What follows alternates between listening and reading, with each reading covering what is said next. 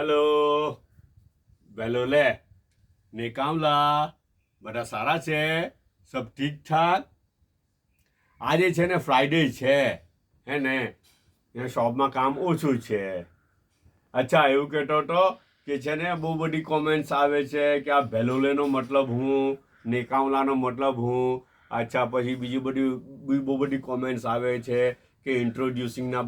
કેવો પહેલાં તમે વાત કરેલી હતી તે ઇન્શાલ્લાહ થોડા દિવસમાં ઇન્ટ્રોડ્યુસિંગ ટોટલ ડીપમાં ઇન્ટ્રોડ્યુસિંગ ચાલુ કરી દેવા ને તે ઇન્ટ્રોડ્યુસિંગ લાંબુ ચાલે રોજની 2 મિનિટ બી કરું તો બી તો કેટલા બધા દિવસ ખેંચે ખબર મહિનો બી ખેંચી શકે રોજનું 2 કેમ કે ઇન્ટ્રો એટલે ફૂલ ઇન્ટ્રો એમ સારી રીતના ઇન્ટ્રો તમે બધા અમને જાણી શકો અને અમે બી તમને જાણવું છે ભાઈ ભાઈ અમારે બી જાણવું છે તમે લોકો કોણ તો તમારો બી ઇન્ટ્રો હાથે કરાવતા જાવ ને યાર હે ને જી કાલે મૂકેલું ને પેલું બર્માનું ને એક કોમેન્ટ એવી આવેલી હતી કે તમે બર્માની પોસ્ટ કેમ મૂકા કરો એમ કે તો એમ કહે કે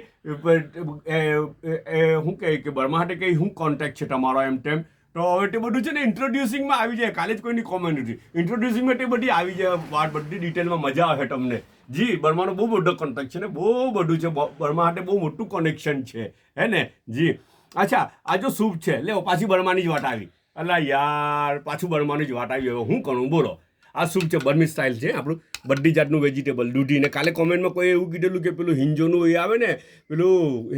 સરકવાની સિંગના પાટરા તેના અંદર એમ કે દૂધી બી નાખવાની તો આ ફૂફુએ બીજું સૂપ બનાવેલું છે તે તો નથી બનાવ્યું બીજી ટાઈપનું સૂપ બનાવેલું છે બધું મિક્સ વેજીટેબલ જેવું છે માનો નહીં આ કેબેજ છે દૂધી છે ટોમેટો છે ને એ બધું નાખીને સૂપ બનાવેલું છે અચ્છા કોઈને એવું થાય કે અલા યાર ગરમીમાં સૂપ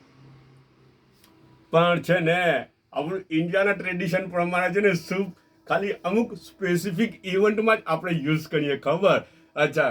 કંઈ ગરમી બહુ ઠંડી હોય ને તો કંઈ ટીના માટે કંઈ યુઝ કરે પછી કોઈ બીમાર હોય ટીના માટે યુઝ કરે પછી કોઈ બીજું કોઈ લેડીઓ અમુક ખાસ સમય માટે એમના માટે યુઝ કરે સ્પેસિફિક ઇવેન્ટ માટે સૂપને યુઝ કરતા હોય આપણે ઇન્ડિયામાં અચ્છા બર્માની ટ્રેડિશન પ્રમાણે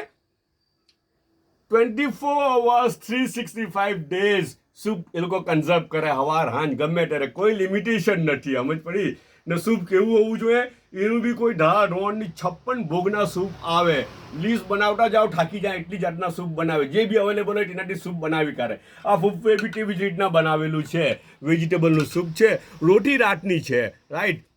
અચ્છા ચાયનો એક મગ છે ને આ કઈ છે ચીઝી ઓમલેટ બનાવેલું છે મુનમુને ચીઝી ઓમલેટ છે